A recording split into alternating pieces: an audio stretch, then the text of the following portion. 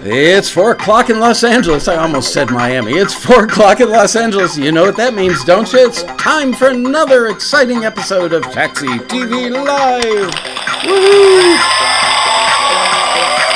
This week, starring Sick Lasco. Woo! And thank you, fake band. Thank you, fake audience. iCarly edition. There we go. Where's that chat room? There you guys are. I am brain dead because I came down with a nasty old virus on Friday and spent the better part of the weekend in bed. I'm just sick, and I just told Bria, if I cough, duck. Think about that. Anyway, I have a roll of paper towels because Kleenex can't contain what I've got.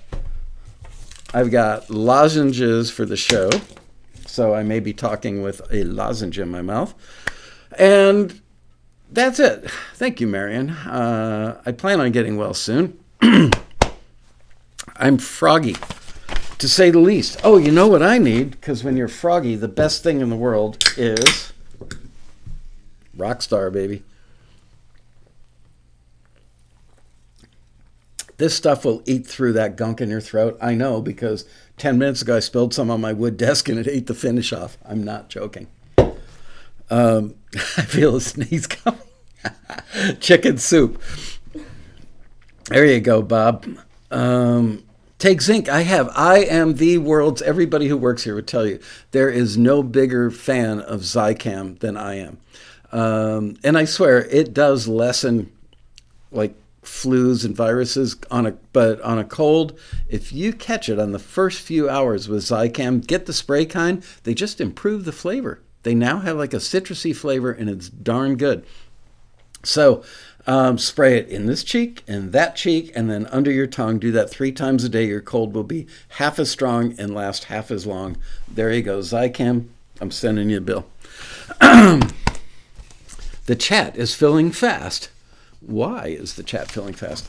Actually, I need the cameraman to adjust his angle. Good job. Anyway, I feel like crap, but I'm excited about this episode. And I want to thank Tony Anderson, Amanda West, Linda Cullum, Drew Richardson again, Neil Newton, Shannon Seifert, Richard Domina, and Robbie Hancock for sending in tips. And I will get to these, I promise. On my sick bed, I wrote out my list of success resolutions for the new year. And they're so good. I'll tell you, my brain is still working at like 40%. Well, I was going to say 40%. I can't even talk. 40% capacity. But we all know you only use 10% of your brain. So, Bria's standing there all ready to kick me. She's pointing today, trying to be polite. Don't forget to subscribe to the channel. You know what? I was watching, there are 2 people, husband and wife. They're really cute, named Nate and Kara, and they travel the world and post these little daily videos of the 2 of them on a train in India. I learned all about, there's a thing that's like a giant body wipe when you can't shower and you're camping. I forget what it's called, like Mega Wipe or something. And it's like a bath towel size wipe. So yeah, if you ever bump into Kara and Nate on a train in India, you'll know that that's how they take their showers. I can't remember why I was talking about them. Cher, like Sonny and Cher, right? Oh, the new one. I forget what this means. Notifications. Click the bell for notifications so it'll go bing when it's time for a new episode. And of course, don't forget to like us. Yes. So, I'm giving away a book today, right? Their choice. And I'm going to show you what the books are now. Whoever wins the drawing today, and I'm only giving away one. I'm not giving away the whole stack, okay? So you get a choice of, would you like, so you want to become a media composer, which was done, whoa, look how orange I am. That is so cool. Adonis Eletris. Wow. I'm easily entertained. Adonis Eletris wrote this book, and it's actually a bunch of interviews with amazing composers. It's really, really good. If you've ever read Paul Zolo's seminal work called Songwriters on Songwriting. This is kind of like that. It's more like Composers on Composing. Really good. And then we have the classic Demystifying the Cue by our very own Dean Krippain. Awesome book. If you haven't read this, you need to. We've got a copy of last week's guest, Shortcuts to Hit Songwriting by Robin Frederick, the amazing Robin Frederick. Look how orange I am. That's so cool. Who needs tanning lotion when you can just hold up a book? And the book that I always recommend that not nearly enough people own is Shortcuts to Songwriting for Film and TV, because it is different than songwriting for radio and records. And this is the only book like this on the market. So just saying, if I were you and I won today's drawing, that would be the book I'd pick, except I actually got a free one because I publish it. Marion Laird has read Songwriters on Songwriting. There you go, Marion. It's a great book. So without any further ado, let's get on with today's show and talk about 10 music success resolutions for the new year. Number one, and honestly, I should have put more effort into the ordination, if that's a word. The order that these are in, I didn't order them as nicely as I would like. I gave it an attempt, but I'm telling you, I'm just plain stupid today. So, number one is make a list of every song or instrumental track you finished in 2018. Some of you are going, I've got quite a few. But most of you, many of you, are thinking, I didn't really finish anything. And that, my friends, is a problem. And I'll tell you why later, because I learned something new while boning up for this episode over the weekend in my sick bed while working to put on a good show for you guys. I actually discovered the reason that people don't finish stuff. So your first resolution is to quit lying to yourself. The reason so many people don't this is my own take on it. The reason so many people don't finish creative endeavors is that they fear rejection if they present what they've done to people. If it remains unfinished, they always have the, it's not finished, it's not mixed, it's totally not ready to go yet card to play as their way of avoiding the pain of rejection. You know, even if they play the mostly finished thing for somebody, not the final mix. So they get a free pass, a get out of jail card for the song, if you will. So make a list. Seriously, when the show's over, you can do it while I'm on the air, I don't care, but make a list of everything you finished in 2018. Many of you are going to be shocked by, some of you will be shocked. I see Sherry's in the room, and let's see, Himley's in the room, Adriana's in the room, and people I know that actually finished stuff, maybe a lot of stuff. But if you look back and go, well, I almost finished that one, and then there's that other one that it's kind of finished.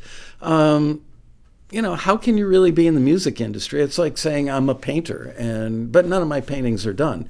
Or I'm an actor and I don't actually make it all the way through a scene. Or what else? I'm a contractor, but I don't finish your kitchen. Oh, I know that contractor. Take the money and don't come back for 10 weeks. Anyway, I think I have to, it's lozenge time. Sorry, you guys. I was debating about just canceling the show today, but in the spirit of the show must go on, P.T. Barnum, I figured, what the hell, let's do it.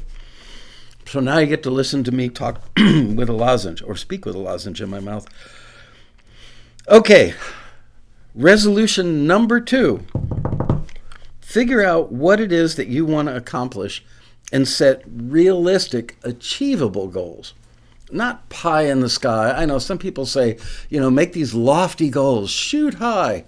I don't necessarily subscribe to that notion. You should start by making music that's at the intersection of what you're best at and what the industry needs. Ta-da! Nice, simple thought, easy to digest, and it makes a lot of sense.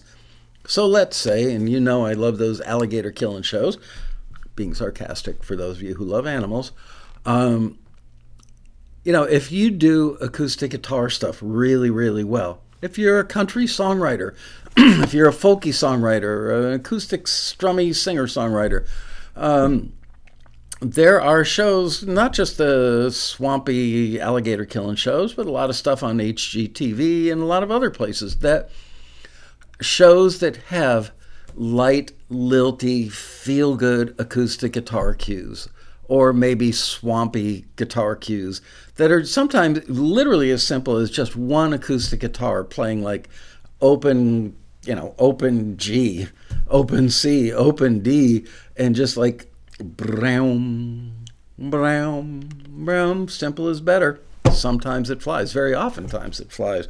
So, if acoustic guitar is your thing, why not identify the shows that use acoustic guitar cues, listen to those cues, take notes, analyze what works about the cues, how they're laid out, what the arrangement is like, what the structure and progression of everything is like, and sit down and bang some of those out. And after you complete one, think, okay, well, that one was kind of light and airy. Maybe I'm going to do one now that's minor chords, maybe a little more dour or sad or spooky, probably more uses for the up-tempo or emotionally up stuff. But there is a market for that stuff. So if you already know how to play acoustic guitar well, if you already know how to record an acoustic guitar well, why not start out with what you do best and what the market wants? And then once you get some of those cues placed, then you're going to feel really good about yourself. And then, do more of those and get them into more libraries. And then at some point you can branch out and maybe try, like stuff that's a combination of a drum kit and an acoustic guitar and a bass, simple little band, and then grow it from there. But don't try and launch your career doing cues by going after big orchestral stuff that requires a lot of expertise and a big learning curve, and it's daunting. You can work your way up to that, but if you just start out, like trying to pole vault 22 feet, you're going to fail. So do what my pole vaulting coach taught me in 7th grade, which is go for 4 feet. If you can go over 4 feet, then you can do 6 feet. If you can do 6 feet, you can do 8 feet. And sometimes you get the end of the pole in your throat and you go, screw it. That's it. I'm done being a pole vaulter. Not that I've ever had that experience. Okay. So set achievable goals. You should start out by making music. Yeah, I did that already. Vague goals get vague results. It's just so much common sense, right? But sometimes I feel like people do. Bria's shaking her head. I'm talking to Bria. It just does make so much sense, but I think people don't take the time to actually think about their lives. So vague goals get vague results. Specific goals get specific results. If your goal is to have success as an artist, think about the steps you need to take to achieve that goal and write them down. We've all heard that. Make a list. But you know what? Keep it short and succinct. Don't make the list so complicated that it reads like a novel and you never pay attention to it. Make it short and sweet and achievable. And just take that list, put it on your bathroom mirror, and every single morning when you brush your teeth, when you finish, you spit in the sink and you go tap, tap, tap with your toothbrush, put it away in a little cup in the corner, read those goals out loud. Make sure that your spouse is in another room so they don't laugh at you. But you know what? Someday when you're really successful because you read those goals in the bathroom and your spouse or significant other isn't, you can blame it all on the fact that they didn't have any Post-it notes. If your goal is to do instrumental cues, that's a different path and different steps that you need to take. Then you need to take if you're trying to be an artist that's pitching song or a songwriter trying to pitch songs to other artists. So write those steps down in a very concise way and read them every morning and check them off as you accomplish them. You've heard this a million times, but you'd be shocked by how many people who don't do it. Sorry, I'm trying so hard not to cough up a lung over here. Number 3. Resolve that with whichever path you choose, spend 1 hour per night studying that type of music. You can accomplish that goal by watching a reality TV show each night and taking notes about the music that you hear. It's a good idea to determine which shows use the type of music that you're best at and start by watching those shows. Duh. I know this stuff sounds like second grade material, but just saying. If you're doing songs, go to Spotify every night and spend an hour analyzing contemporary songs in the genre or style that you want to work in. And hopefully that's a genre or style that you are inherently comfortable with. I'm going to say singer-songwriter because that one's so popular. And we've got a lot of Taxi members that are older. They're not 25 years old. And the singer-songwriter stuff they write sometimes is really, really good, but it's pretty dated. Sounds kind of like James Taylor. And in case you haven't noticed, James Taylor hasn't had a radio hit in a very long time. Love you, James. But nowadays, somebody like Bon Iver is considered a songwriter. It's 3 chords. It's got a melody. It's got an ethereal vibe. It's got lots of reverb. Sounds like somebody strumming an acoustic guitar out in a forest sometimes. But you know what? If you can do James Taylor, you can do Bon Iver. You just have to change it up a little bit. Get your head in a little different space and go for a different style within the genre that you're comfortable in. Let's see. Create a song map for those songs. You know, a lot of people just don't take the time to do that. Create a song map because that's important. Lay it out. How long is the intro? How many bars? How many lines is the verse? Is there anything between the verse and the chorus? Is there a pre-chorus? Is there a bridge? Those are the things that are important because you will find commonality. Ralph Murphy, I'm going to get something. I'll be right back.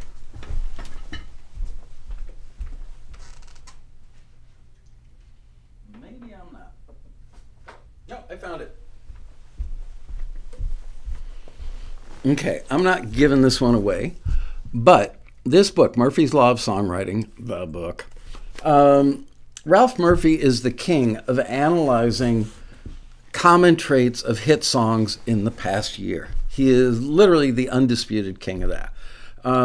He talks about some of that in the book, but also you can find videos of him on Taxi TV and other places on YouTube. And he does an annual analysis that is better than anything I've ever seen out there. So if you want to find out like what percentage of the hit songs on the pop charts in 2017, or now we're 2018, had an intro, you can find that out. If you want to know how long the average intro was, you can find that out. If you want to know are the verses 4-line, 6-line, or 8-line verses, you can find that out. So all that information is available. Does that mean you have to absolutely follow it? No, but you should know it. And if you know it, maybe at some point it'll just kind of, through osmosis, work its way into your craft and make it easier for you to write material that people actually want to listen to. So there you go. The 4th resolution. You're going to love me for this one. Actually, you're going to love Randon Purcell for this one. Get up at 4:30 a.m. every weekday and start a song or instrumental cue. Yes, folks, I said 4:30 a.m. Now, I sleep in till 6, but I'm not a songwriter and I'm not a composer. So, you know what? If you've got a family, and you've got a mortgage to pay, and you've got a full-time job, and you've got all these adult responsibilities, it's really, really, really hard to find the time to foster a good music career. And so many of the people that I've met over the last 27 years of running Taxi use that. It is by far the most overused excuse. I just don't have the time because I have a family, a job, a mortgage, blah, blah, blah, blah, blah, right down to the goldfish. But you know what? If you really want to do this, do what Randon Purcell does. He mentioned it on a panel at the Road Rally. He mentioned it when he was on Taxi TV about 6 or 8 weeks ago. He's a great guy, and he's got a full-time job. He's got a full-time family. I'm sure he's got a mortgage to pay. But yet, the guy is creating a really nice secondary income stream, and he does it by getting up at 4:30 in the morning. Does he turn on the news and leisurely sip a cup of coffee and flip through the newspaper and look at Twitter, check out his, I'm looking for my phone, check out his Facebook, which I don't have on my phone? No. He walks in the studio with a cup of coffee, he sits down, he turns on a switch, and he hits a note, and he starts. And I asked him, do you have a plan? Nope. Some days I do because people have asked me for certain things, but a lot of days I don't. And I sit down and I write with purpose. Well, what does that mean? That means that I come up with a goal, a target, if you will, of something that I know is needed. So let's say that Randon does big orchestral cues that would be good for film trailers. He will sit down and go, okay, so I've written some spooky orchestral film trailers. I've written big bombastic ones, but I haven't written any tender-hearted romance cues. So, I mean, I'm not sure that he's actually done those, but you get my point. He sits down and figures out what it is he's going to do, and then he does it. And I asked him, how do you stay on track with that? And he goes, I have to think about it every now and then, because, you know, it's really easy when you're in a creative mode to just like wander, you know, go down a rabbit hole, find yourself going astray from what your original purpose was. But take a Post-it note and write down, this is what I'm doing today, and stick it right in the corner of your computer monitor and keep reminding yourself. That's your goal for that day. By the way, on the daily writing thing, don't even worry about finishing it because you'll get bogged down. Do as much as you can, but don't worry about finishing it because what you're really doing, it's like, you know what it's like? It's like lifting weights. Yep, there's a weight. What is that? 15 pounds. Woohoo! Barbell. You'd start with a 5, work up to a 10, and then a 15, and then you leave it on the floor next to your desk because you never use it. But you should use it. Don't do what I do. Do what I say. Start out small. Work your way up. So part of starting small, don't worry about finishing. Just get used to using the gear. Just get used to creating the habit of working on a daily basis. Because once it becomes a habit, you are endowed with that habit for the rest of your life, and you will find yourself far more productive than everybody else you know because they don't have that habit. So now you've got 5 pieces of mostly unfinished music that you've done during the week, right? So what do you do on the weekends? You go back and you pick the one that is most likely to be finishable. And I just invented that word. And you finish that one on a weekend. And don't give up on that one till it's done. But don't strive for perfection because the music supervisors that are going to use that piece of music could really not give a damn about perfection. They care about usability. They're not looking for the most genius composer. They're not looking for, oh my gosh, I've never heard a melody like that before. They're looking for something that conveys an emotion and a mood in a film, right? So you should be far more interested if it makes you feel proud when you listen to it, like it would make an audience have that lump in their throat kind of pride, or something that would make people cry, or something that would make people reach over and grab their honey's hand and squeeze it because, oh, I love you like the people up there on that screen love each other. So there you go. On the weekend, finish one of your 5 unfinished pieces. I've been doing a lot of finger wagging today. The 5th resolution. I should have put this on stone tablets because they're that important. Act consistently. If you make excuses and deviate from your routine, you will never develop a solid routine. Right? Randall Purcell does his work early in the morning. That habit has worked out really well for him. He's a shining example of, I want this, therefore I've got to figure out a way to make it work, and getting up at 4:30 and doing my thing is how it works. No family to bother him, no work responsibilities to bother him. Maybe he's got a dog or a cat that sits at his feet and bothers him a little bit. Number 6, the 6th resolution on my stone tablet is keep lists of your favorite sounds and what they work best for.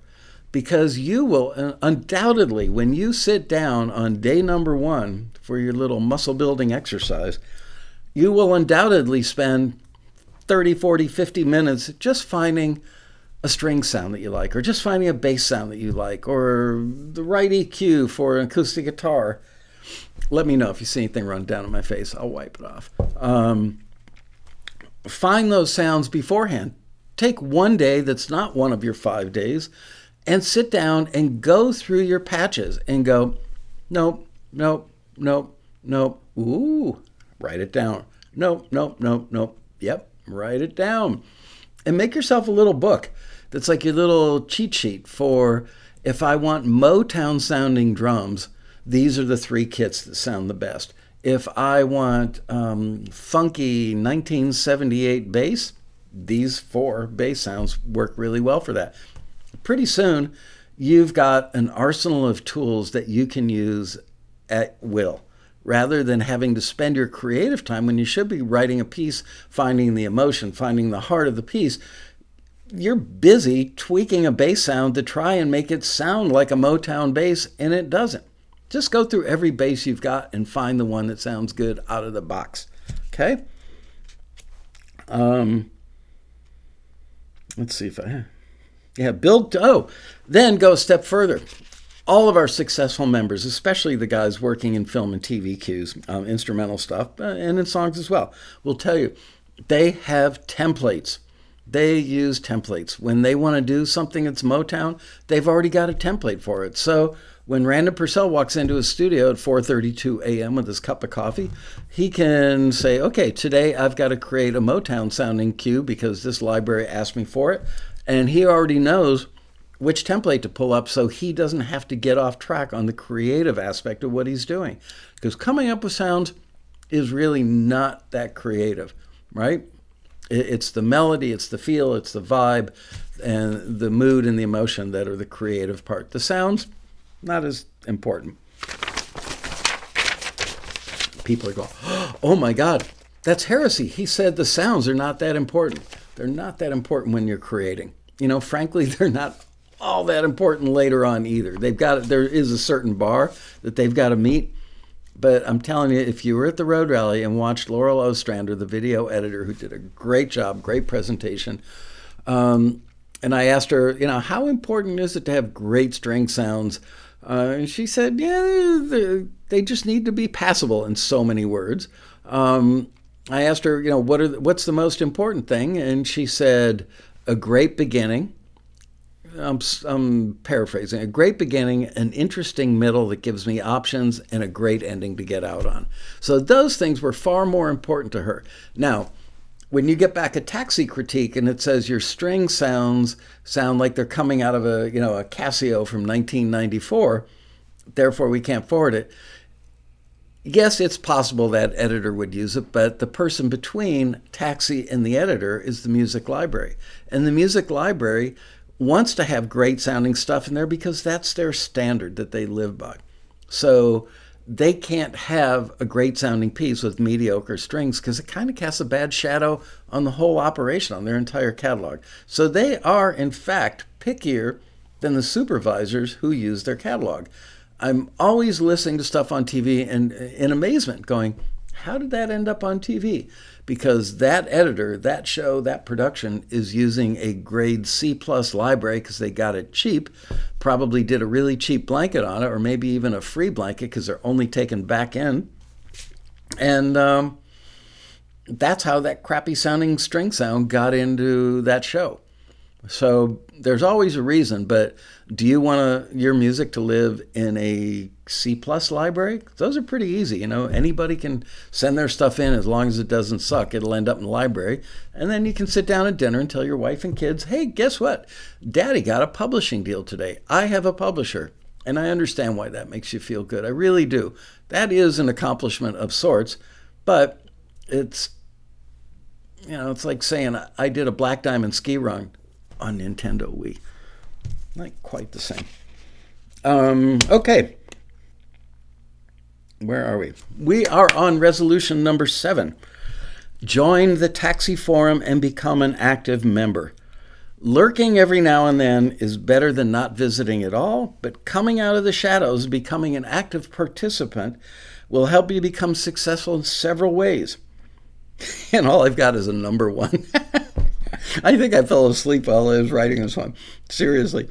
Number one, you'll meet people and get informed opinions instead of watching from the sidelines. Even people who, this is true, even, not that I would lie to you, but even people who are horribly shy, not just mildly shy, not just a little bit shy, but I mean people that hate to look in the mirror when they shave in the morning, they're so shy.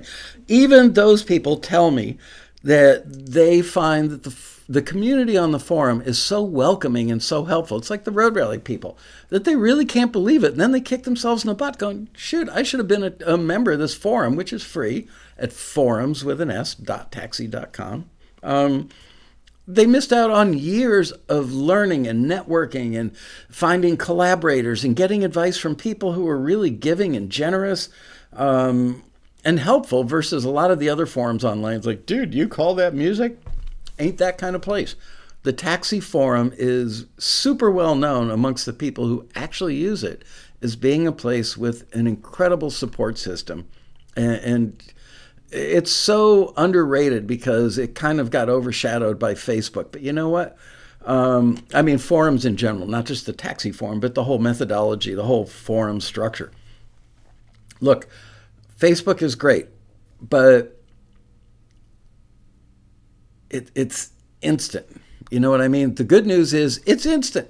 The bad news is it's instant and it's ephemeral. Here, 1 minute, gone the next. So the forum is like a living, breathing document that's constantly getting added to, and the stuff stays there forever. So it just keeps getting better and more informative with every passing week. And the forum has been up now, I think, for 14 or 15 years. The amount of information contained in that forum is mind-blowing. Anybody who is a successful Taxi member will tell you that the forum was the launching pad in many ways for them. Sorry, I'm chewing a cough drop. Not cool. Let's see.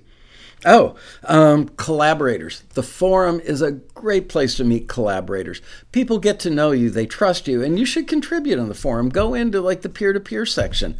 And if you hear somebody that's asking a question about, you know, does this singer-songwriter song work? And you're really good at singer-songwriter stuff, and don't be shy about telling them. Just do it in a nice, professional way. Say, it's a great song. I really like the verses. I really like the chorus, but I've never heard a song that's crying out for a bridge as badly as this one. So you should really think about doing a bridge. And here's a link to somebody who's a songwriting expert on YouTube that can tell you how to write a great bridge. That's the way, rather than you spending hours looking for something on how to write a great bridge, other people have already been there, they've done it, and they will turn you onto it. So once you become part of that community and you are their friend and their trusted friend, their buddy, like these folks, I'm looking at the chat room in Taxi TV right now. These people drink together every Monday at 4 o'clock, no matter where they are in the world, and they are all over the world. They find that this show makes them want to get drunk. So they sit down and they talk about drinking limoncello or whiskey. And it's a community. It's not about me. It ain't about Taxi. It's about woohoo. But it is a community nonetheless. And a community fosters support for one another. We see it whenever there's a hurricane or wildfires or an earthquake. Communities come together. That's what the Taxi Forum does. Excuse me. Okay. Where am I? Oh, we are on New Year's resolution number 8. My, how time flies when you're having fun. Resolve to watch or listen to every episode of Taxi TV from this day forward.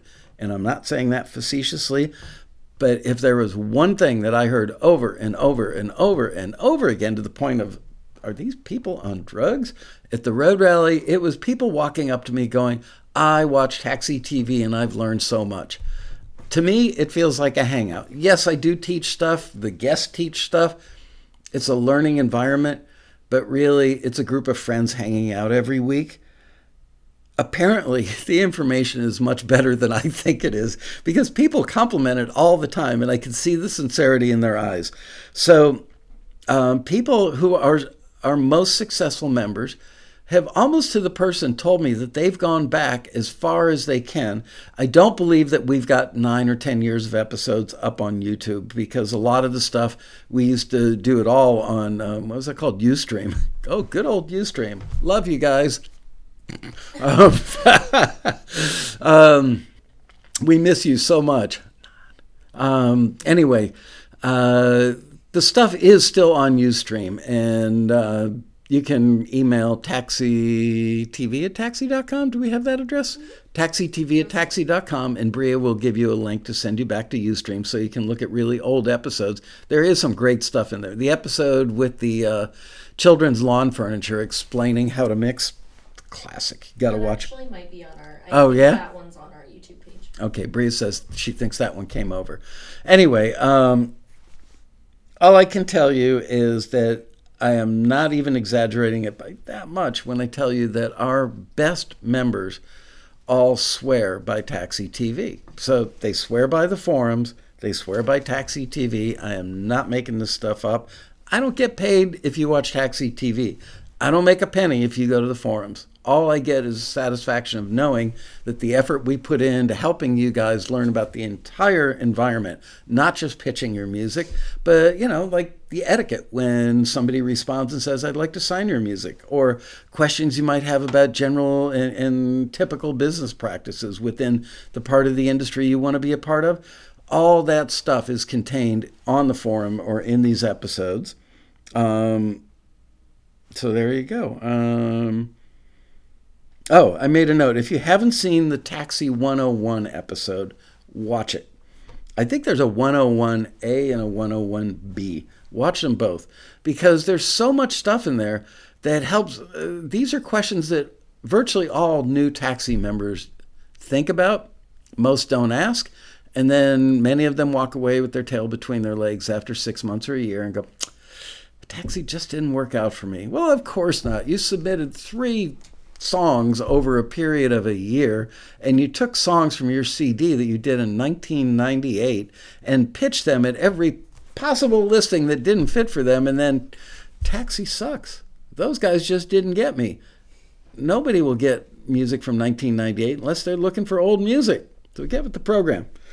Moving on to number 9. Oh, I also made another note here that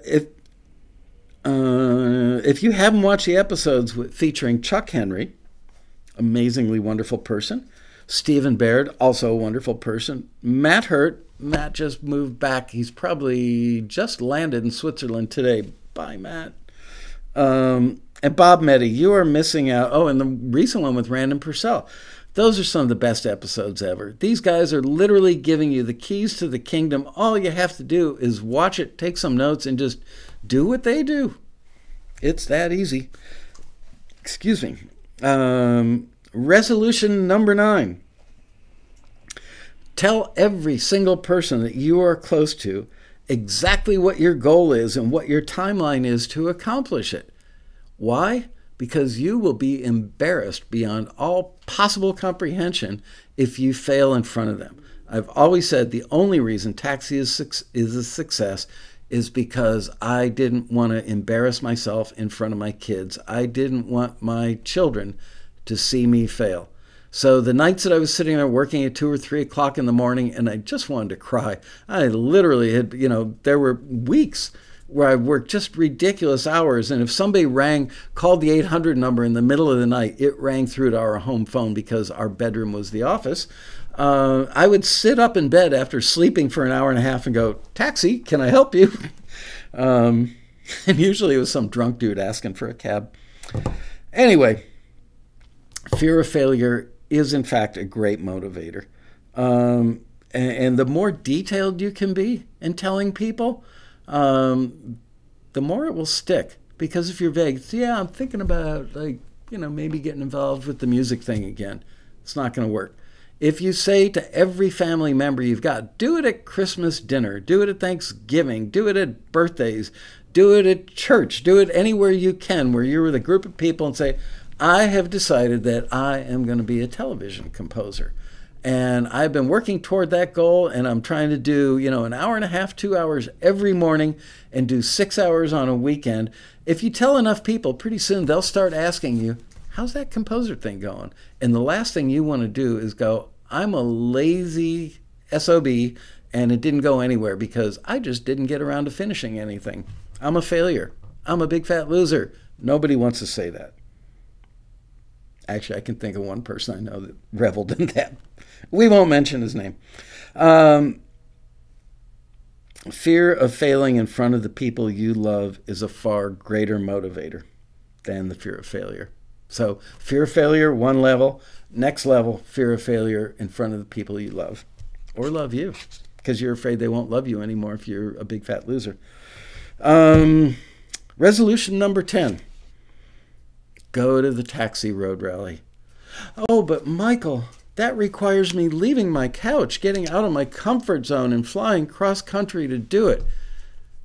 Tell that to people that come from Hong Kong and Sydney, Australia, and South America, and God only knows where. You know what? I've never had anybody travel for 15 to 24 hours, come to the road rally and go, oh my God, I can't believe you talked me into that. It sucked. It so wasn't worth the cost of the plane flight or my time. They all come up to me and say, I am so happy that I finally got around to doing this. But you can't wait forever to do it because every year that you're not doing it is just 1 year later that you're disrespecting yourself. You're saying, I am not that important. My career, my dreams, my goals are not that important, so I can just push them off. Is that the way you want to live your life? Really? All you have to do is just do what you know works. You've seen hundreds of people, thousands of people, and you've seen it work for them. Why is it that you think it won't work for you? That can only be some sort of symptom of low self-esteem. Because if you don't have low self-esteem, then you can look at the successful people and look at yourself and go, I can be like them. They're out there on the periphery. You can't actually see them, but I'm surrounded by successful people on that side and people who want to be successful on that side. They're just not on camera. Number 11, because did you think I would actually stop at 10? Hell no. Resolve to think of yourself as a musician who is on his or her way to becoming successful. Mental mindset. I never thought I would fail at taxi. I would not fail at taxi because of that fear of failing in front of my family. So the only option was to succeed. Stop thinking and acting like a musician who believes that the industry owes you a living. Nobody owes you a living but you. Nobody owes you a successful career but you.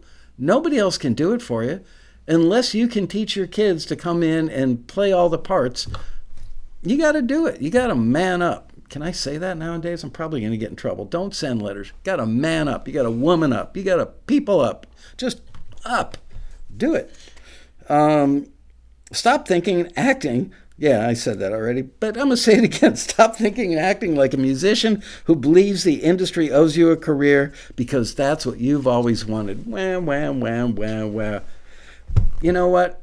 There are a lot of things I want, but if I really want something badly enough, I'm going to find a way to get it. And so if you've been wanting a career in the music industry for 3 years, 5 years, 10 years, or multiple decades and you don't have it yet, who is to blame? Well, let me think. I'm going to blame the music industry because they're trying to keep me out. No, they're not. They're looking for hits. I'm going to blame the executives at the record companies because they wouldn't know talent if they heard it.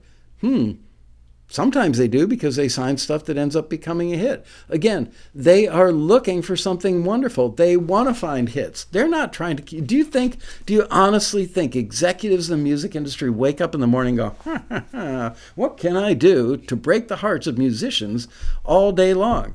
I'm sure they've got something better to do than worrying about breaking your heart. The only reason you're not successful is because of you. Your willingness to do the work. So that's resolution number 11 is do the work. Part of that I wrote down. If you Oh, the industry doesn't owe you anything. But if you stop believing the dozens of toxic old wives' tales that musicians have passed down from generation to generation, you can start thinking and acting like somebody who will become successful. I remember when I was about 10 years old, I was in a band. I can't remember the name of the band. Anyway, it was my friend Johnny Shaley and Walt Willey and I were in a band. Had something to do with the devil. I think we were a devil-worshipping band.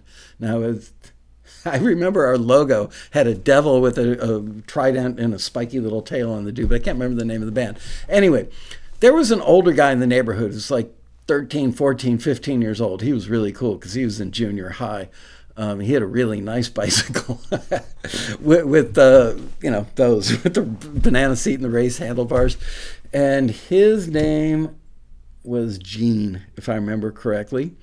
And that dude actually had a bass and a bass amplifier. So we all thought he was cool as beans and that he must know everything because he was older and owned a bass amp and a bass guitar. And that guy would just spew stuff about nobody's ever going to make it in the music industry. You know, whatever his parents were telling him, he would tell us, and we believed him because we were stupid. And you know what? Gene ended up working in a quarry somewhere doing nothing with music. I don't think that dude played a note of music ever since he graduated high school. So he gave up on the dream because he was buying the BS that somebody was handing him. You know why he was buying the BS? Because it was easier to buy the BS, easier to blame the industry than it was to look at himself in the mirror while he's shaving every morning and brushing those teeth and going, I'm a big fat loser because I didn't make a list of things to check off as I accomplished them. Goals, people, goals. Some of my favorite excuses that people play like bad tapes over and over in their head is the industry is out to rip me off. Not so much. Maybe every now and then. But you know what? If that's, get ripped off. Let somebody rip off a cue. So what? It's a cue. Go write another one. They're not going to steal your song because there are better songs out there from professional songwriters. If you're going to steal, steal from the best. Another reason people don't, one of the bad tapes, the old wives' tales that they play in their head is, I hate the music I hear today. So do something about that. There is good music out there. You just got to find it. This one's a classic. It's a lottery and I don't stand a chance. You know what? You do stand a chance. Lottery is just pure chance. Music industry is, am I making the right music for the right thing at the right time?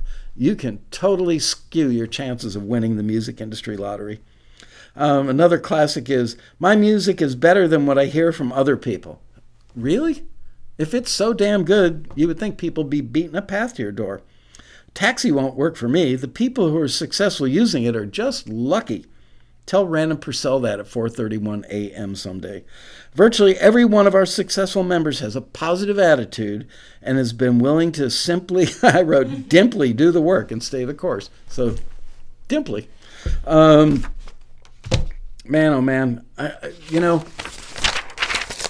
Chuck Henry, positive, funny, life-loving individual.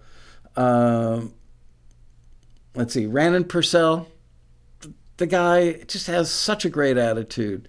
Matt Hurt, amazingly humble, yet confident and accomplished at the same time. Who else am I leaving out? I know who I'm leaving out. Matt Vanderboe. There he is. Right there he is. Smiling Matt Vanderboe. MVB. That dude is an inspiration. He's seriously focused, extremely hardworking, the nicest guy you'll ever want to meet, and just funny as all get out. The guy is always laughing. He is going to be wealthy someday because his attitude is so incredibly good. Okay, resolution number 12. Stop believing that all you have to do is create a few awesome pieces of music and that somebody will hear your music and the pearly gates will open up and tons of money will start rolling in. It's so not true. It is a marathon. It is not a sprint. You've heard that from your fellow members 1,000 times. Believe it and live with it. Because if you want to be successful, just keep running the marathon. You can't run a sprint. Nothing's got, you know what? I'm just so full of crap today. I'm lying on my butt. We actually had a guy come in the office the other day who used to be a taxi member and is now signed to APG, which is a division of Atlantic Records. His parents, when he graduated, I think the guy was about 24 years old, very nice guy from the UK. When he graduated from Berkeley, his parents gave him enough money to live for 2 months and said, go ahead, go be a rock star. I'll be damned. The guy actually got himself a writer. I don't know if it's a writer or an artist deal. I know it's got a songwriting component. I think maybe a writer-producer deal with APG, which I said is a division of Warner's in Atlantic. And Tom and I were both in the room with him the other day, and both of us said, I can think of one other person I've known in the industry that had that kind of good fortune. Now, he's very talented. He's already had, in like 2 years, he's had 2 #1 singles already. That's something. That one might have had a little bit of luck. He had to have the talent to back it up, but that one was a little bit of luck, so I can't say that I've never seen it happen. Number 13, resolution number 13 is resolve that you will realize that working every day with purpose and starting out with simple instrumental cues will help you build your writing and producing muscle, which will spill over in the form of having chops to do whatever kind of music it is you want to do. I know I talk a lot about doing cues. Doing cues. I should have brought some helium for the show today. Anyway, you know what? Stephen Baird is a great example. He does a lot of EDM, and he did a lot of EDM cues for film and TV, and he got to be so good at it that he could produce EDM tracks for records now. So if your goal is to become a writer-producer on the record side of the industry, why not get paid for learning while doing cues so that you're using that gear, using those muscles, using that mindset, and creating that routine that keeps you focused every day until you get to be so good, so confident, and so, good with your arsenal of tools in front of you that you could go out and write a hit song and produce a hit track. You don't have to stay with cues for the rest of your life, although it's pretty good living if you do it right. Number 14, resolve that you won't fear being judged when you create new music. It's the music that's being judged. Music that's being judged, he said, not you personally. And if somebody doesn't like that song or instrumental track, I think we call that SFW. Think about it. So what? So what if they don't like it? Big deal. You're going to write another one. You know what? 3 months from now, you won't like it. A year from now, you'll hate it. So if somebody doesn't like it, if a taxi screener doesn't like it, big deal. Number 15, resolve that making great music is like hitting great golf shots. If you do it every day, you will become really good at it. Everybody knows the story of Tiger Woods. Since the kid was 2.5 years old, his old man used to take him out on the golf course and beat the living crap out of him if he didn't hit 1 million golf balls a day. I'm exaggerating. Maybe he didn't beat him up, but he did make him hit 1 million golf balls a day. He still hits 1 million golf balls a day. Why? Because repetitive muscle motion makes you better. Well, the same thing is true of making music. If you do it every day, you just get better at it. There's no denying it. Do anything every day and you're going to get better at it. Look at that. I'm at the end of my list. One more to go. Resolve that you will treat music like a business. Remember what my dad always says, if you treat it like a hobby, it'll pay you like a hobby. Radio. I had actually had somebody, I believe, on the member panel at this year's Road Rally said, and we all know if you treat it like a hobby, it'll pay you like a hobby. I so wished my dad was there to hear that, because that was definitely lifted from him by me, given to those guys, and they were using it at the Road Rally. Yay. Okay. So there's my list. Now let's see. How am I giving this book away? Are we doing a drawing or the best? You were deciding the best tip. Okay, best tip wins a book. All right, tip number 1. This is from Tony Anderson.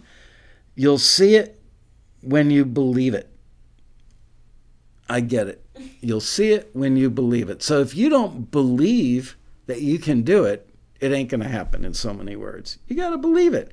And look, we've all got doubts. I've been running this company for 27 years. Holy crap. I still have doubts. I still wonder if I'm the right guy to run the company. I still wonder if I'm doing the right thing every time I make a decision. But at some point, you just have to go, okay, somebody's got to do it, so I'm going to do it. Well, in your case, you got to do it. So Tony Anderson's advice, his resolution is, you'll see it when you believe it. Excuse me a moment.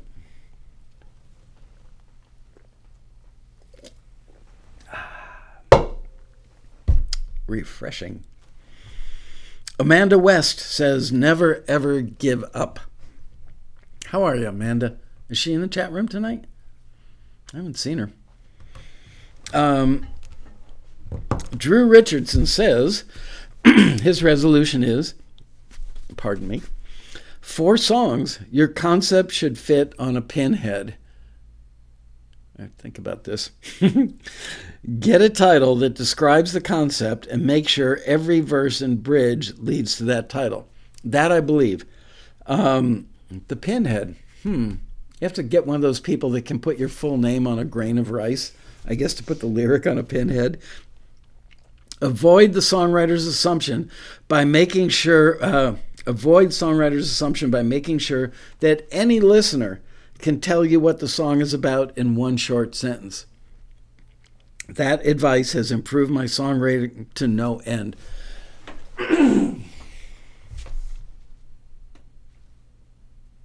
I'm afraid if I clear my throat any harder in that direction, something's going to end up on my monitor, and that's not going to be pretty. Drew Richardson says, failure is the greatest lesson on the path to success. That is so true. Neil Newton says, attend a road rally. I'm a little partial, maybe a little biased, but I tend to agree with Neil. It's life-changing. We don't lie about that. We don't make that up. We don't even exaggerate it. For the vast majority of people that come, they would tell you this event was life-changing for me. And it's not just life-changing in the same way for everybody. For some people, it's life-changing because they realize they can make friends. They're not as shy as they thought they were. Other people, it's life-changing because they realize, gee, I want to be a rock star, but actually film and TV stuff sounds pretty interesting to me. Or maybe it's life-changing because they pitched their song on a pitch panel and the A&R person sitting on the panel said, this is great, but it needs a bridge. And they went, wow, I never would have thought of that on my own. So that changed their life. Maybe not as, big picture change, but a change. Shannon Seifert says, don't give up on your dreams. Also, boredom is for boring people. I'm going to think about that one. Boredom is for boring people. I got to highlight that one and think about it tonight while I get back into my sick bed. I literally can't wait to get out of here tonight, go crawl between the sheets. I think I have a little fever. Rich Damona's success tip is, if you really believe your music is good and others will like it, not just you, then success is set in motion and we just need to show up a lot. So if you really believe your music is good and others will like it, not just you, parenthetically, then success is set in motion and we just need to show up a lot. I'm going to argue with that one just a little bit because I've met some people that are absolutely convinced their music is good and it's not really very good yet. I think that you need to realize that you've got something going and that you've got a passion for it. And why not expend your energy and your focus on something that you're passionate about, that you've wanted to do your whole life? And if your music isn't quite good enough, I don't know that a lot of people can actually judge their own music that well. It's really hard to be objective. But look, if you can be objective and you go, at least it's a song. It's got an intro. It's got a verse. It's got a chorus. It's got a bridge. It's got a melody that doesn't meander and people can remember it. It's got a lift going into the chorus. It's got some elements there. Realize and be honest with yourself that that's where you're at. That's a pretty good start. And then work on it from there. So that's the showing up part, is just 4:30 in the morning, 5 days a week. I wonder how many people watching this show are actually gonna wake up at 4:30. I have a feeling a lot of people are going to say, I'm going to start on January 2nd. They're going to put it off a few days. And you know what happens when you put it off? You won't do it. So don't put it off. Do it tomorrow morning. I want everybody who wakes up at 4:30 tomorrow to email taxitv@taxi.com and tell Bria that you actually got up at 4:30 in the morning and started working on your music. Okay? Do that. I want to know. I'm like friggin' Santa Claus. I want to know who's naughty and nice. And last but not least, Robbie Hancock comes in with...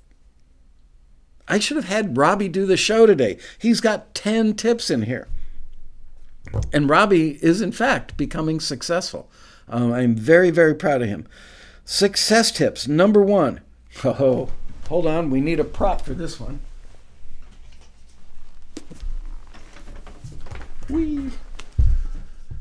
Write, submit, forget, repeat. Write, submit, forget, repeat. Don't dwell after you've submitted it and think, are they going to forward it? Are they going to forward it? Are they going to forward it? Because every minute that you're thinking, are they going to forward it? You could be writing your... Excuse me.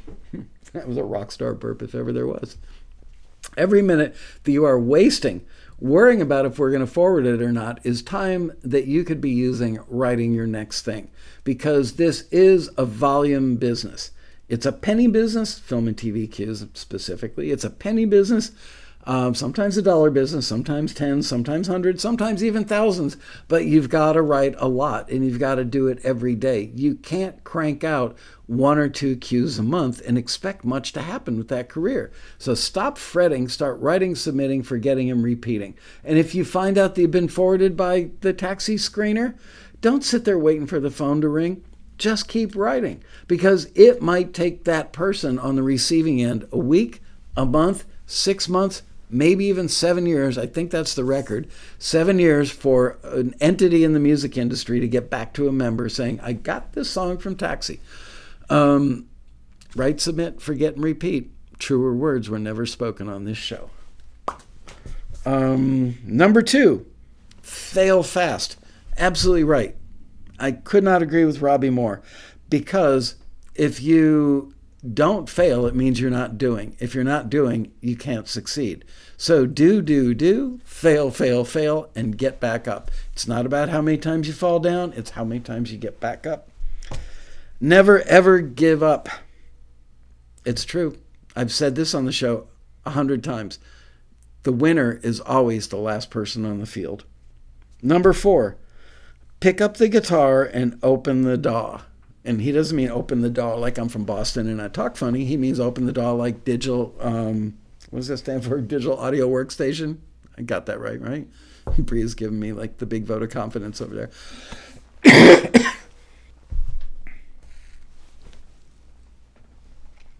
Pick up the guitar and open the DAW.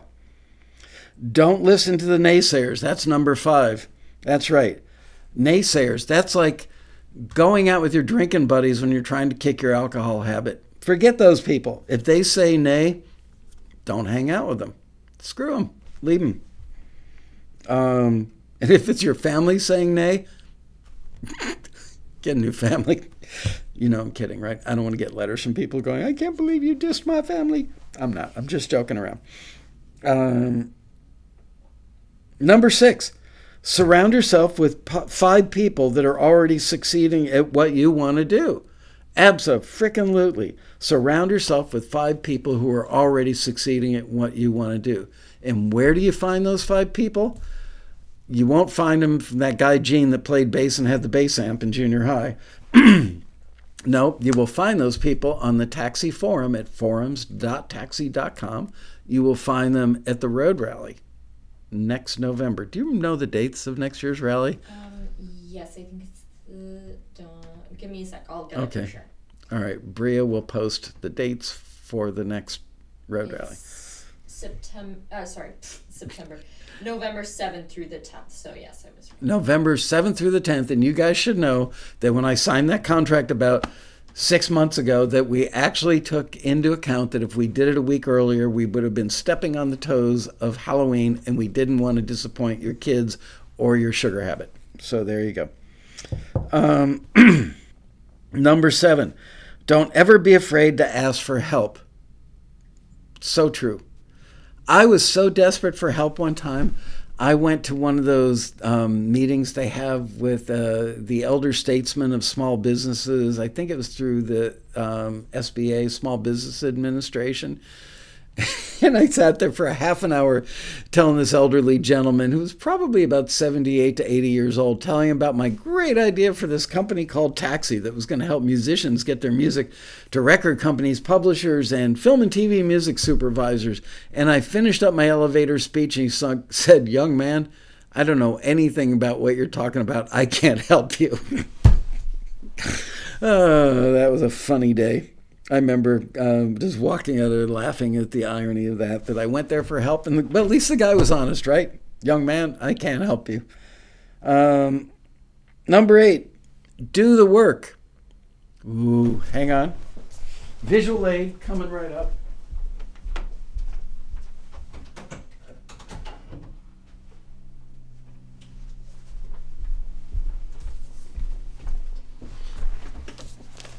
Look at that dude. What's he doing? Why, he's doing the work, by Stephen Pressfield. Classic book. Read this book. Robbie, I bet you read this book, right? Absolutely. I would say 80% of our successful members have read this book. Do the Work by Stephen Pressfield. And if you really want to get busy, read the companion book.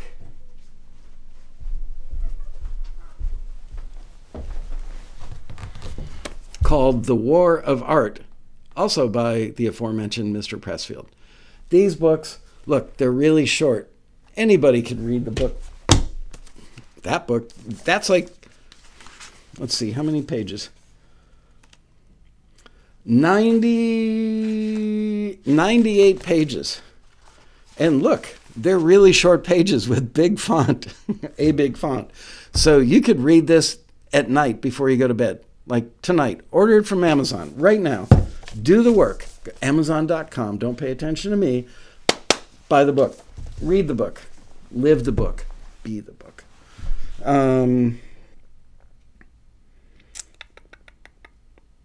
Number 9. Take breaks and mix at low volumes. That's great advice. But you know what? Don't take a break in front of a TV set because you won't come back. Take a break and read, do the work. It will inspire you to go back and work longer and harder and better. Excuse me. Low volume. I wish I had worked at low volume. Number 10, watch Taxi TV. Spend time on the forums. And for the love of God, go to the road rally. He actually put that in there. For the love of God, go to the road rally. You know, sometimes I think about, should I turn Taxi into a church or a cult? I mean, when I look out at that ballroom of 1,000 people, I stand up there and I think, there's got to be more we can do with this room full of people. So for the love of God, go to the road rally. I guess we're voting for a church today. And with that, we are done. And I've got to say, as much as I enjoyed those other tips, excuse me, Robbie Hancock wins the book of his choice because he had so many good tips. There, if I hold that over there, you can't hear me clear my throat. Tom Selden says, my dad used to accuse me of doing unwork. That sounds like something out of, what was the movie with Gene Wilder and the candy guy? Charlie and the Chocolate Factory? Yeah, that one, Charlie and the Chocolate Factory. That would be like an unwork thing. Scott Hansen, watch it, buddy. Oh, dear God, Scott Hansen, you crack me up and you're so unbelievably inappropriate. Did you know that the Me Too movement was started just because of Scott Hansen? Let's lay the whole thing off on him. I'm kidding, Scott.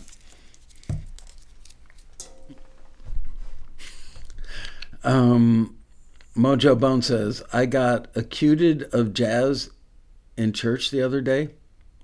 I think he meant accused of jazz. Anyway, Okay, Robbie Hancock. I know for a fact you've got one of these already, right? I know for a fact you've got one of these already. Whoa, look how orange I am. That's so cool. Look at that. Who needs to go to a tanning booth?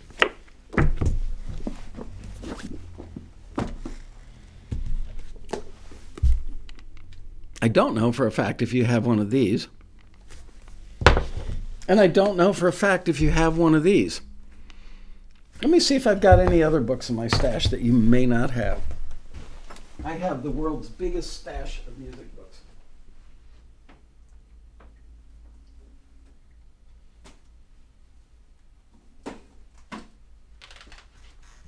Ew, that book has mold on it. Do you have that? All You Need to Know About the Music Business by Donald S. Passman. Let's see what else I've got.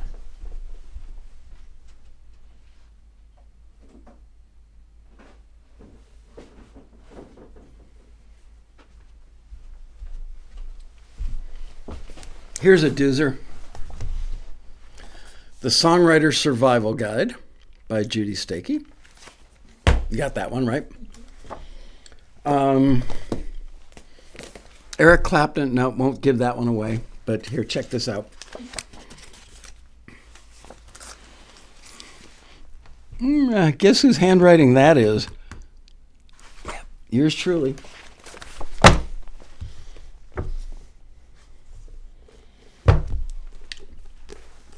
Do you have a copy of this one? Writing Production Music for TV by Steve Barden.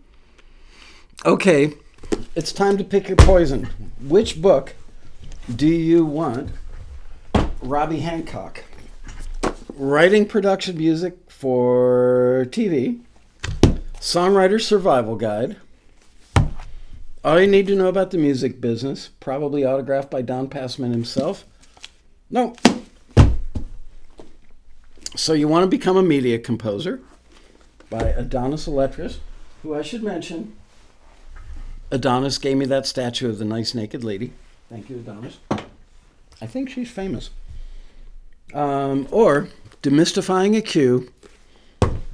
And just because I love to plug these books, I'm sure you've already got them. Shortcuts to Songwriting for Film and TV. Or Shortcuts to Hit Songwriting. Robbie Hancock, this is your moment. Damn, I wish I still had my little box with the drum roll in it. Which one do you want? So You Want to Become a Media Composer. Yay! Excellent choice, Robbie. And there you go. Bria, would you kindly send that to Robbie? Even though it says, Michael, my career would not have been the same without you in Taxi. Adonis, my friend, you're going to have to send me another copy because this autographed copy is going to our friend Robbie Hancock. Yay, Robbie. I am very grateful for all those great tips you sent in. All right. Any questions? We've got a few minutes left. If you guys have any questions, I will be happy to answer them. I'm not sure if I'm doing a show next Monday because it will be Christmas Eve. And if I'm the best thing you've got to do on Christmas Eve, you have a pathetic life. I did think about doing one earlier in the day, and maybe we could have like a little eggnog party or something, because I know how you guys love.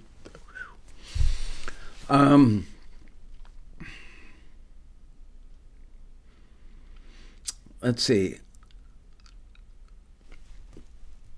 Thank you. Several of you are saying, take care. Thank you, I will. My wife is going to make me chicken soup tonight. I actually caught this from, well, could be our granddaughter, could be my wife, but it's floating around the Lasco household. You know things are bad when Deb and I are sleeping in separate bedrooms because we keep waking each other up, coughing up a lung.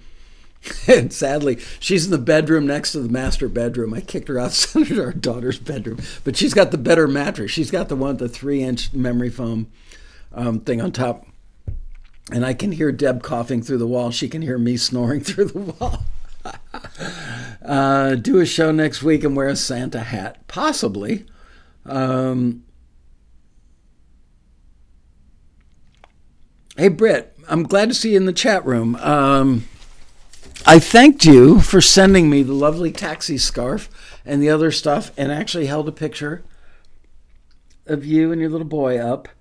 And I'm not sure you were in the chat room that week, so thank you again for the scarf. I actually wore it on the episode.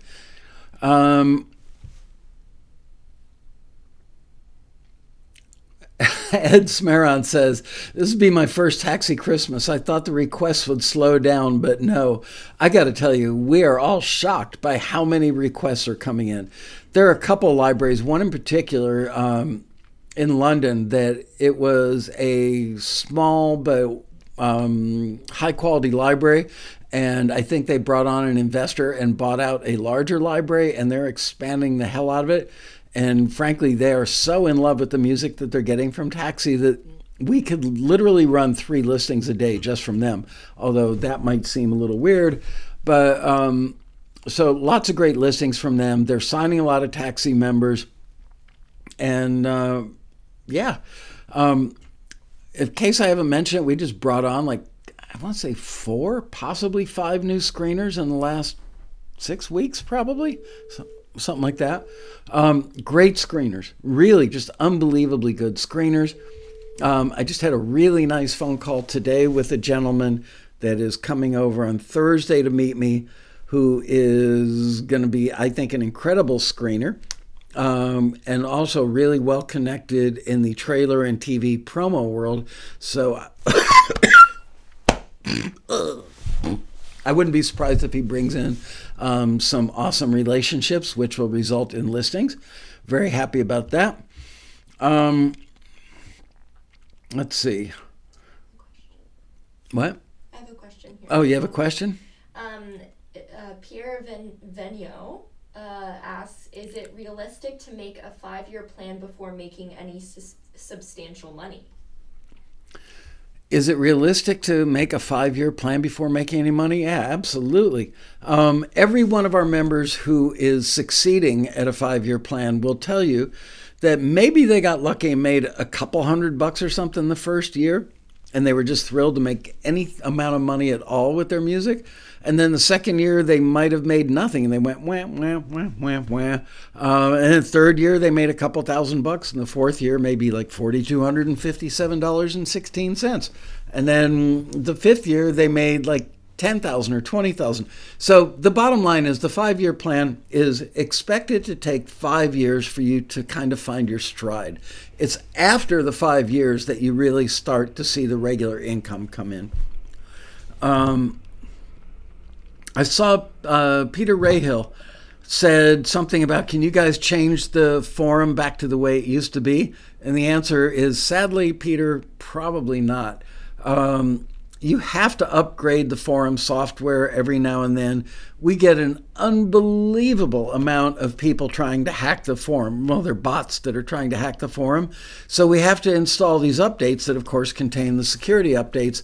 And when we update that, this other stuff that we don't necessarily like comes with it. We all have that experience, right? You have something like in your DAW. You love your DAW the way it is, and then you do an update that's got a security patch in it, and lo and behold, what used to be in the lower right-hand corner is now in the upper left-hand corner. The blue stuff is red, the red stuff is purple, everything's a mess.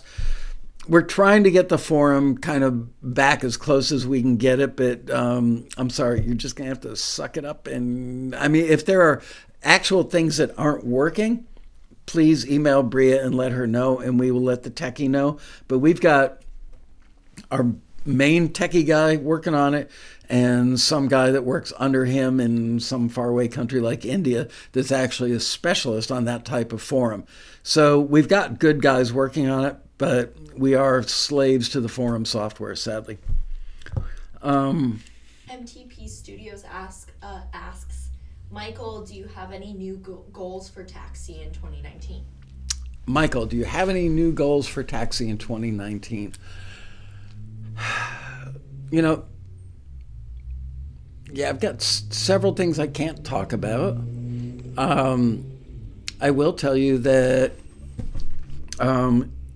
I'm extremely heartened that Tom Stillwagon has been elevated to Senior Director of A&R and seems to be off and running, doing a really good job of running the A&R department.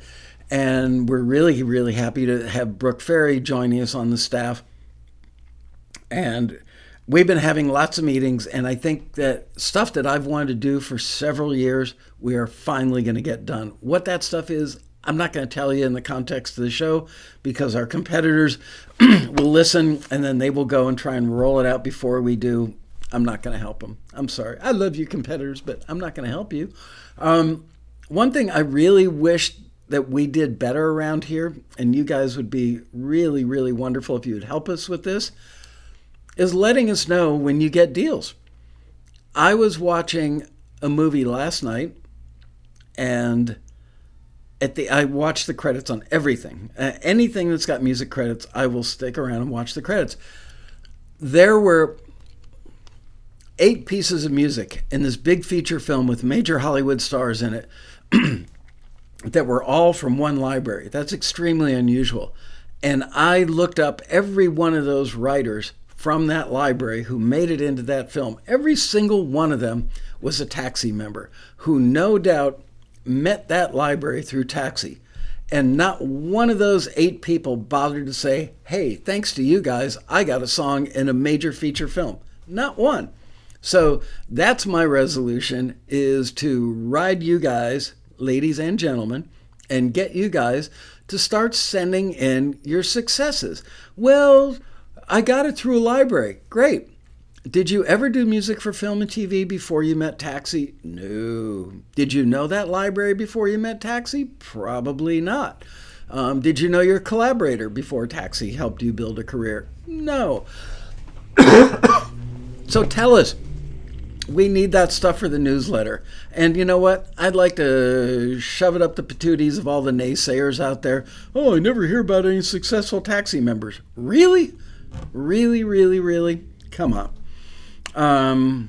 Send your stories to deals@taxi.com. There you go. Yep. Marion goes, what? They didn't tell you? Not one person out of 8. This was a major motion picture. And only one library had stuff in there. Cass says guilty. Better send me an email. Scott, can you write these down, Bria? Scott Hansen says, I just got paid for an NCIS placement I had. It took a year to get paid. I mean, these are great things. Anybody else want to fess up while we're at it?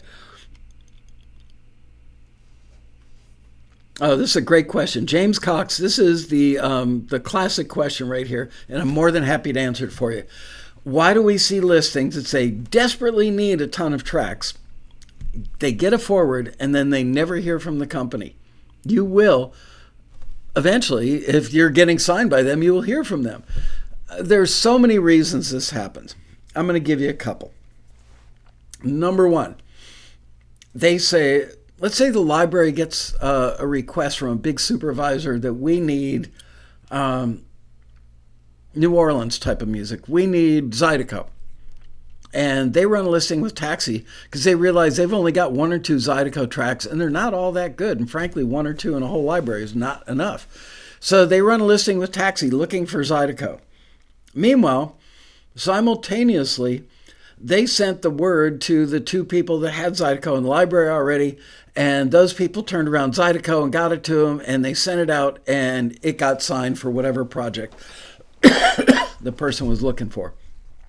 But meanwhile, we still ran the listing. We still found them a ton of great Zydeco, undoubtedly better than what they already had in the catalog. We sent it to them. We get an email saying, great Zydeco. And it sits on their desktop in a folder until the day that they get another request for Zydeco, and they get off their butt and they actually offer deals to the people who send in that Zydeco. That's just one of many scenarios that happens. If you were at the Road Rally, I did a thing with Frank Palazzolo, who's a music supervisor, does a lot of episodic dramatic stuff, big TV shows. Great guy, really hardworking, really knows what he's doing.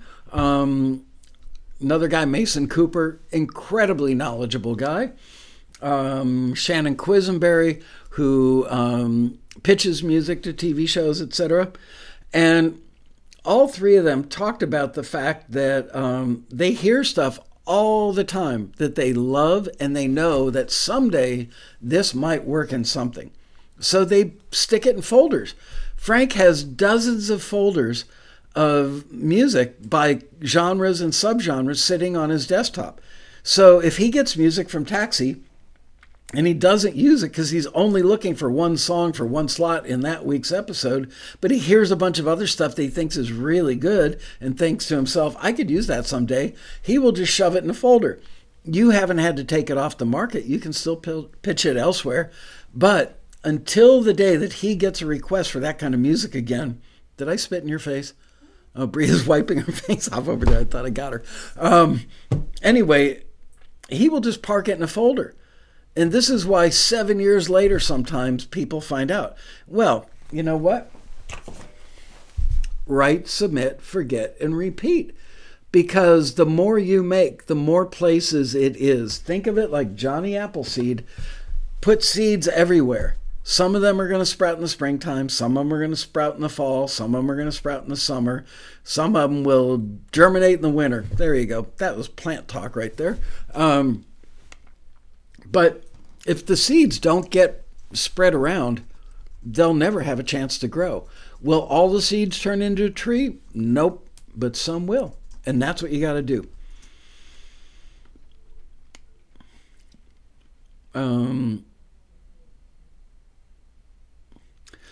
Michael, which department do we brag to when we get a deal? Deals at taxi.com. Yeah. You look at that one, right? Deals with an S. Deals with an S at taxi.com. I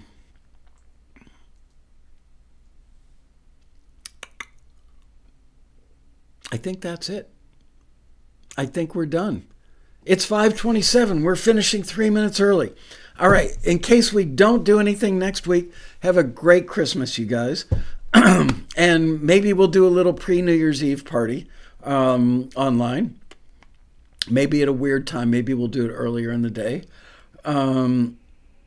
Please post the email address to report working at 4:30 in the morning. Which one did you want it at? Taxi TV at taxi.com, right? Yes. Okay. We will publish a list of people that actually get up. If you do that for 4 weeks straight, we will publish your name. Anybody, here's a trivia question. Anybody know how many weeks are in a month? Let's see if anybody gets this right.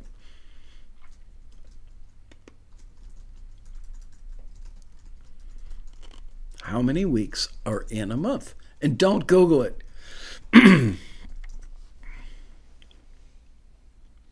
4 generally.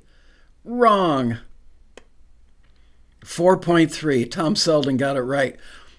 And if you've ever been through a divorce, you would know that. If you pay child support or alimony, you have to base it on a 4.3 week month. Anyway, there you go. Thank you all for showing up and hanging out with me with a voice like a 14-year-old boy. See you soon. And thanks for hanging out for another exciting episode of Taxi TV Live. Bye, you guys. Woo-hoo!